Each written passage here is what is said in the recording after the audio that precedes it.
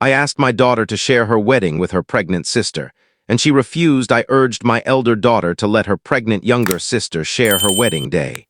She declined, and in a moment of impulse, I slapped her. Now she's cut me out of her life entirely. My daughters, Anna, age 28, and Lily, age 25, have always been different. From childhood, their personalities diverged sharply. Anna was self-sufficient, never needing much guidance to navigate life. Lily, on the other hand, was more fragile.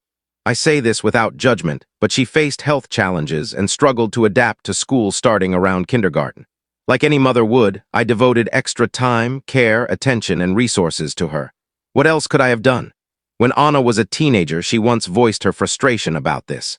She felt it was unjust, questioning why Lily could borrow her belongings like her makeup without permission, or why I bought Lily new cosmetics from high-end stores. My response was always the same. You're sisters. You should lift each other up. For a while, that seemed to settle things. During their college years, we supported both with living expenses and tuition.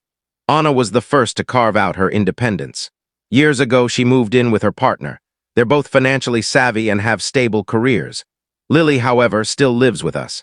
She struggled with relationships, switched jobs often, and hasn't found her footing. When Anna announced her engagement, we were thrilled. Her fiancé, Daniel, is a good man. 6 months later, she planned a modest but elegant wedding at a charming vineyard upstate. We agreed to contribute around $10,000, a meaningful portion of the budget, though she covered the rest. Her excitement was palpable during every call, every visit to taste cakes or tour venues. About 2 months before the wedding, Lily asked to speak with me privately. She was trembling as she revealed she was pregnant and that she and her boyfriend, Ryan, wanted to marry before the baby arrived to do things right. She admitted they had no plan, no savings, and no idea how to proceed. She begged for my help. At first, I wanted to explain that we couldn't afford to assist both her and Anna, that it was impossible. But then she suggested, what if we used Anna's venue just once? She didn't explicitly say she feared her child being born out of wedlock, but I sensed it. That night, I discussed it with my husband. He looked at me as if he could predict the chaos to come. No, he said firmly, it'll be a disaster. But he added softly, almost hesitantly, we could ask if they'd consider a joint wedding. It's not that unreasonable. I didn't respond and went to bed. His words felt like a suggestion he knew was risky. I couldn't sleep, though.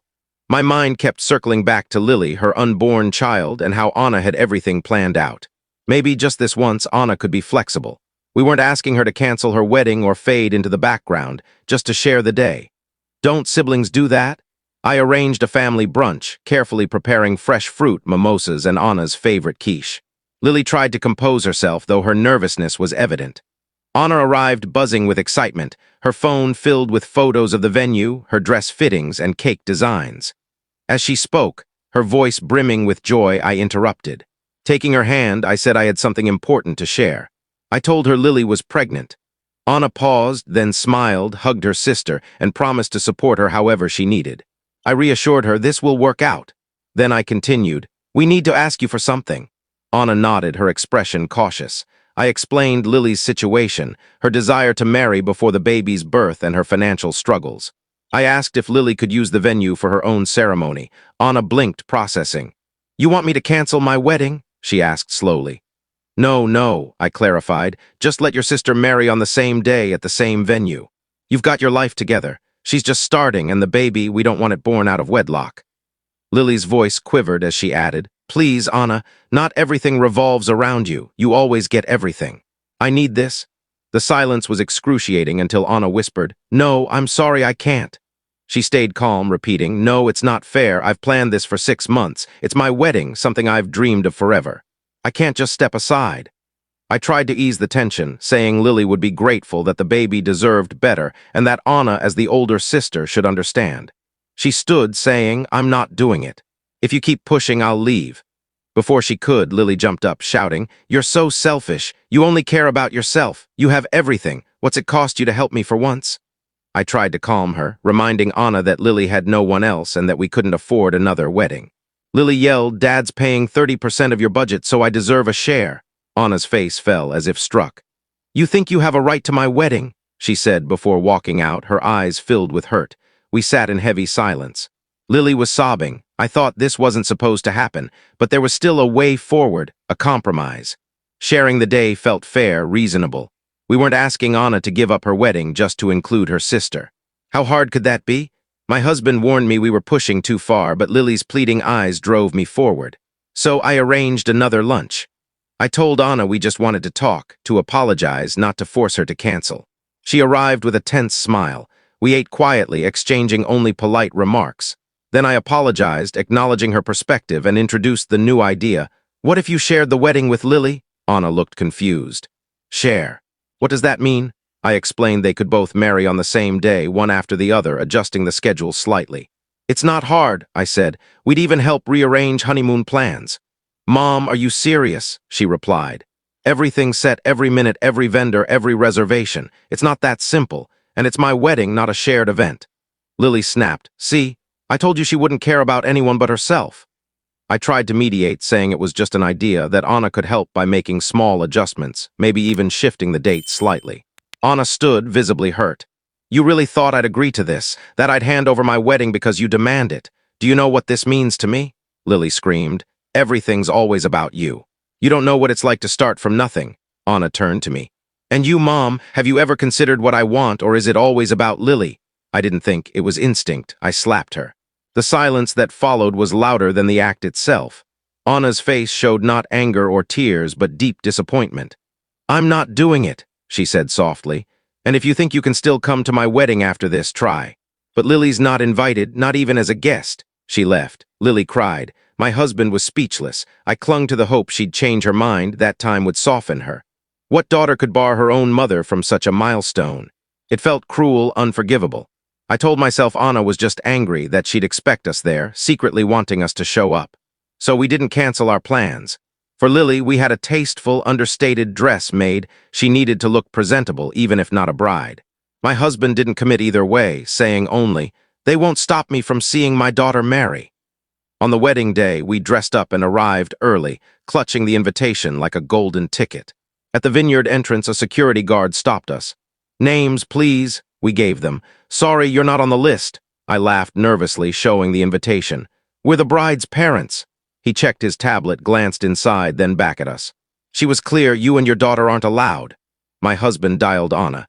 She appeared minutes later, radiant in white, but with a cold stare. I'm not letting you in, she said. My husband protested. You're leaving us out here? She nodded. I don't want you ruining my day. You already tried. I won't share my wedding, and I don't want you here, not you, not Lily. He argued. We paid $10,000, 30% of the budget. Anna replied, so what? Want it back, I'll pay you, but I won't let this happen again. This day is mine. Lily screamed, you ruin everything, you never do anything for me. She lunged at Anna, but was stopped by the guard. Guests turned, some pulling out phones, recording. The crowd's murmurs grew into a judgmental buzz. My husband pulled us to the car. I shouted that Anna couldn't treat us this way, that it wasn't fair. As she closed the venue door, Anna said, and you, Mom, forget the monthly money I sent for bills, it's done. I yelled, you can't do that, you're selfish. She replied, say what you want, you brought this on yourself. Then she was gone. My husband drove home in silence. He locked himself in his study. I sat in my crumpled dress, makeup ruined, grappling with the reality that Anna had erased me. The next day, the house felt foreign. My husband avoided me. Lily stayed in her room. The silence was suffocating. Then, while scrolling my phone, I saw it, a notification from a local Facebook group with a video link. Did you see this? It was us at the venue, me shouting, Lily lunging, Anna's icy resolve. Posted on TikTok with the caption, Toxic Mom Tries to Crash Daughter's Wedding to Force a Second Bride. It had gone viral. Thousands of likes, comments, reaction videos, memes, even a Reddit thread dissecting us. Horrible family, the other sister seems unhinged. Anna's a queen for staying calm. My life was reduced to a reality TV spectacle. I found Lily in her room, curled up, staring blankly. I sat beside her, but she said nothing. An hour later, Ryan, her boyfriend, knocked. I let him in, hoping he'd comfort her. Instead, he stood in the hallway, voice firm. Did you think that would work? He asked. Lily looked confused. I knew it was crazy, so I didn't go, but you did. You tried to crash your sister's wedding. You're a public embarrassment. What kind of mother does that? What kind of fiancé? Lily sobbed, saying she was desperate that she did it for him and the baby. He shook his head. I'll support the child, but I won't marry you. I don't want a family built on manipulation and shame. You're not who I thought. He left. Lily didn't chase him. She just let him go as if she'd known it was coming. Later, I found her in the shower, fully clothed, water pouring over her, whispering incoherently. When I tried to hug her, she pushed me away. "You ruined everything," she said. Her words cut deeply. I tried to explain I was only helping, acting out of love, but I didn't believe myself anymore. That evening, my husband called me into his study. He closed the door. "If you meddle in Anna's life again," he said calmly, "I'll file for divorce. This isn't a warning, it's a promise." I nodded, too drained to argue. He hasn't touched me, spoken to me, or slept in our bed since. His silence is its own punishment. Now I'm a ghost in my own home. My husband moves through his routine, coffee, work without acknowledging me. Lily has changed too. She hasn't showered in days, barely speaks, and hasn't left the house since Ryan left. Her face is gaunt, her eyes hollow. Sometimes I hear her murmuring to her unborn child or staring at the ceiling. Once I tried to comfort her with tea, stroking her hair. She snapped, "Stop looking at me like I'm the victim. You pushed me into this." Anna hasn't called or texted. I doubt she thinks of me. She said she'd erased me, and in her white dress she meant it. I miss her. I've drafted 5 emails trying to explain I didn't know how to handle it, that I acted out of love for Lily. I never sent them. They sounded like excuses, more manipulation. The viral video grows, now slated for a local entertainment news segment called Botched Double Wedding Drama. They call me the toxic mother, like I'm a soap opera villain. Maybe I am, maybe I always was, and I didn't see it until now. I talk to myself now, asking questions no one can answer. Was I unfair to Anna? Did I favor Lily out of pity? Did I protect Lily for her sake or to avoid feeling like a failed mother? I have no answers. All I know is I've lost something irreplaceable. My husband, my daughters, my reputation, myself. I'm writing this not for pity or redemption, but because I still wonder, am I the villain? If you enjoyed this story, please subscribe to the channel and leave a comment. I'll see you in the next story. Thank you for watching my story. If you enjoyed it, please subscribe and press the bell icon. Stay tuned for more real-life stories, get more experiences.